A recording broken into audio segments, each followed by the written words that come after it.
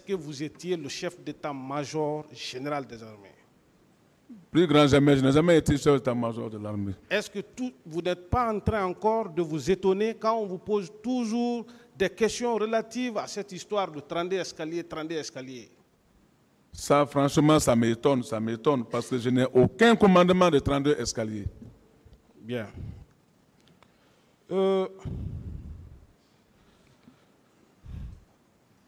Maître Joachim vous a posé une question tout à l'heure par rapport au régime précédent, que si vous avez été interpellé après les mutineries de 2 et 3 février 1996, même après ça, mon colonel, du CNDD jusqu'à l'arrivée au pouvoir du professeur Alpha Condé, jusqu'au temps du CNRD, est-ce que l'hiérarchie militaire a ordonné à ce que vous soyez arrêté, mon colonel? Plus grand jamais, sauf le respect. Ça veut dire déjà que vous n'avez jamais eu de problème avec l'armée. Plus grand jamais, je n'ai jamais eu de problème avec l'armée, sauf le respect. Voilà. Mon colonel. Oui. Juste une petite parenthèse. Par rapport au changement de tactique, c'est-à-dire le retour Manéa, Kagbele, sur la route Le Prince, est-ce que vous aviez été obligé, devant les enquêteurs, de dire que c'est sur la route Le Prince, vous vous êtes retourné après votre mission à Manéa? Je n'ai pas obligé. Ce n'est pas vous qui les avez informés? Non, moi, la route que j'ai empruntée, j'ai déjà dit. C'est ce que j'ai dit. Qui a informé les enquêteurs qu'il est revenu sur la route Le Prince?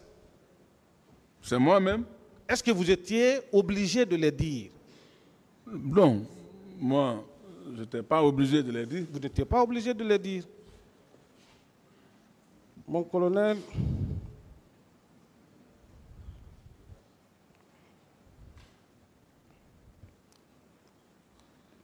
tout à l'heure, je sais que vous avez une petite frustration, mais il faut lever cette équivoque.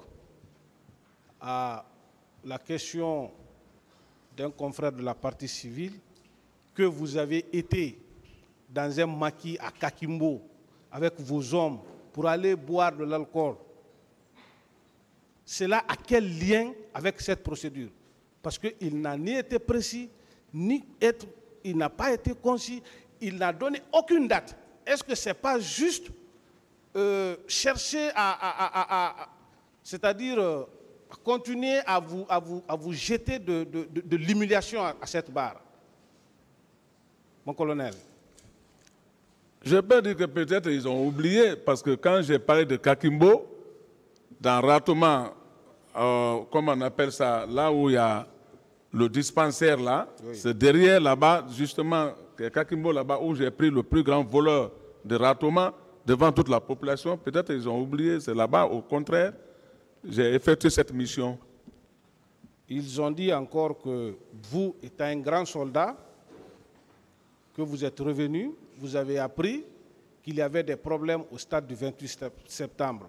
Pourquoi vous n'avez pas continué directement au stade? Si, mon colonel, ce jour-là, si vous prenez l'engagement ou la responsabilité ce jour-là pour vous rendre au stade du 28 septembre, avec tout ce qui s'est passé là-bas ce jour, est-ce que ce qu'on est en train de dire ici aujourd'hui, ça allait être la même chose? Est-ce que c'est les mêmes propos qui allaient être tenus aujourd'hui? Je n'allais même pas parler parce que le fait que d'abord j'ai été, c'était fini. Voilà. Ça veut dire que, vu que vous n'avez reçu aucune instruction pour vous rendre, vous n'avez pas trouvé nécessaire pour vous rendre au stade. Mon colonel, ma toute dernière question. Par rapport au rapport d'enquête de cette commission internationale, en tant qu'officier supérieur de l'armée, qu'est-ce que vous entendez enquête? Ou pour faciliter un peu, mon colonel, est-ce que vous avez été l'objet d'enquête par cette commission de quelque manière que ce soit pour qu'on puisse rapporter dans les rapports ce que vous avez dit?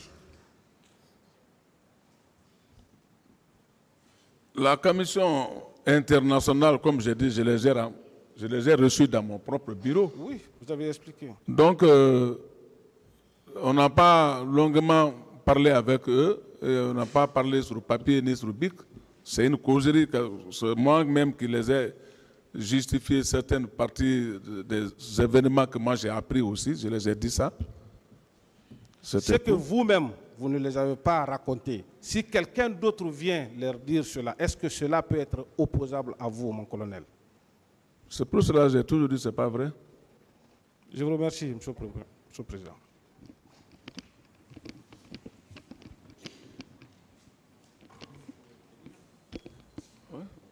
Oui.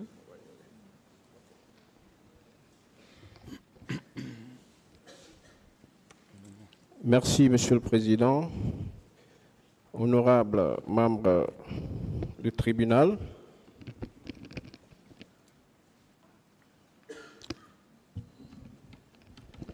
mon colonel, oui. Est-ce que vous êtes à même de tenir physiquement?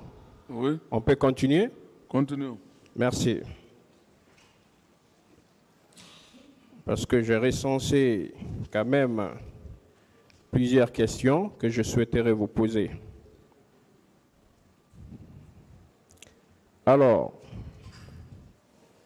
on va commencer par les répliques du ministère public.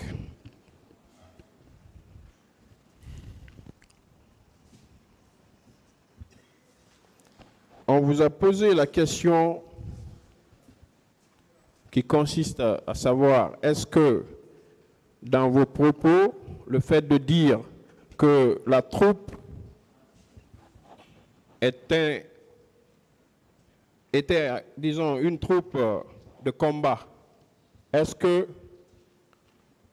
cela voudrait, à votre avis, dire que c'était une troupe de rébellion ou une troupe destinée à commettre une quelconque infraction?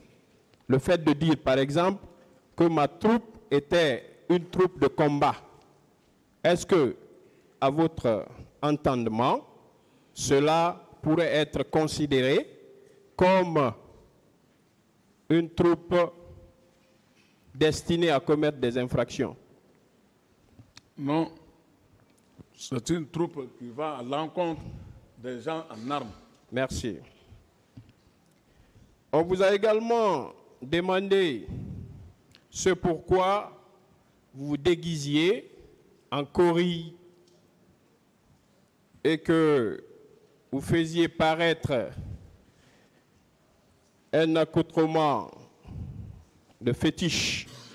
Est-ce que le fait d'appartenir à une communauté ou à l'Afrique qui reconnaît ses valeurs n'est pas le but qui vous amène à vous déguiser de la sorte? Est-ce que ce n'est pas la raison pour laquelle vous vous déguisez de la sorte? Parce que vous êtes, votre coutume, votre tradition. Posez la question et laissez-le répondre. Oui, j'ai posé la question, c'est pour l'expliquer. Donc, laissez-le répondre. Allez-y, mon colonel. Moi, ce système de Cori-là, j'ai bien dit ici, ça, c'est mes moyens de défense.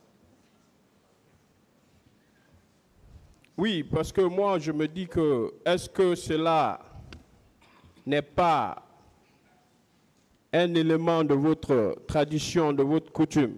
Est-ce que ce n'est pas cela? C'est un élément de notre tradition. Merci.